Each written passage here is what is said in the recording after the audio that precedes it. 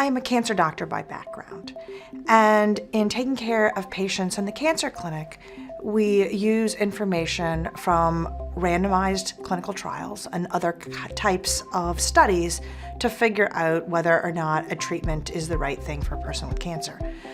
But when I would read the paper, the manuscript that described the study, I would realize that often the studies being done did not match the person sitting in front of me.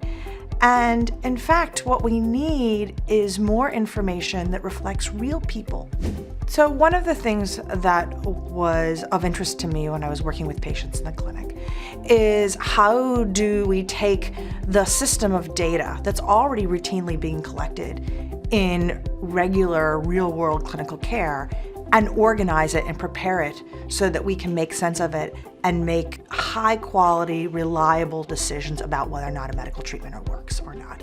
And that's this movement towards what we call real-world evidence. I personally got interested in the concept of real-world evidence when I realized that we could partner regular traditional clinical trials with information gleaned from data more reflective of real-world clinical practice to better understand how medical treatments work and how are they going to work in real-world clinical settings, such as the patients that I see in my clinic every day.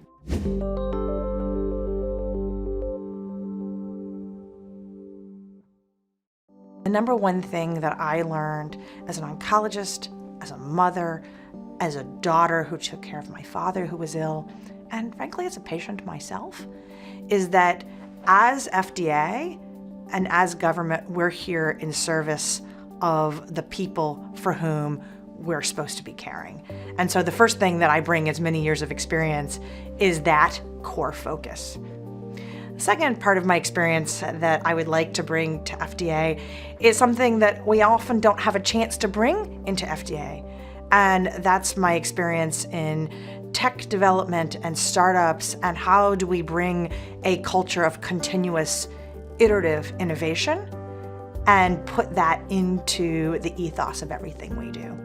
The third part is actually a focus on communication and how do we communicate inside the agency as well as the public at large to make sure that everybody can understand the why of what we're doing today and the why of where we're trying to go in the future.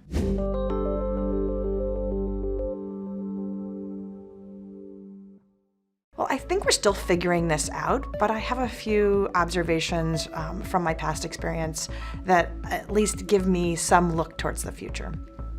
The first is that we need to get better and better at collecting the data directly from patients about how they're experiencing, whether it's a medical treatment or the illness itself, so that we can understand when that changes for the better or for the worse.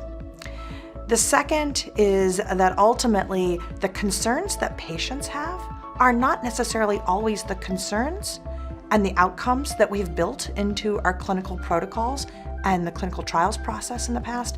And we've got to get better at making sure that our clinical protocols incorporate what patient concerns look like.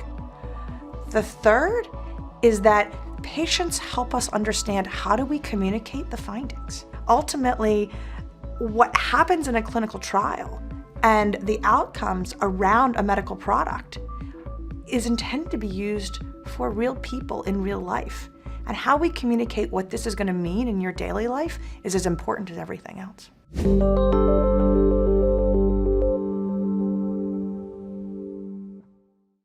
I think my top line advice would be to speak up and make sure your voice is heard. Ultimately, it's hard to know what matters to patients without patients saying, this is the impact in my daily life. So make your voice heard. But I'm going to add another piece of advice. And just like I say to doctors, have compassion, I actually would like to say to the patient community, have compassion too. Ultimately, we're still learning about how to do this together. It's not going to be perfect on the first try.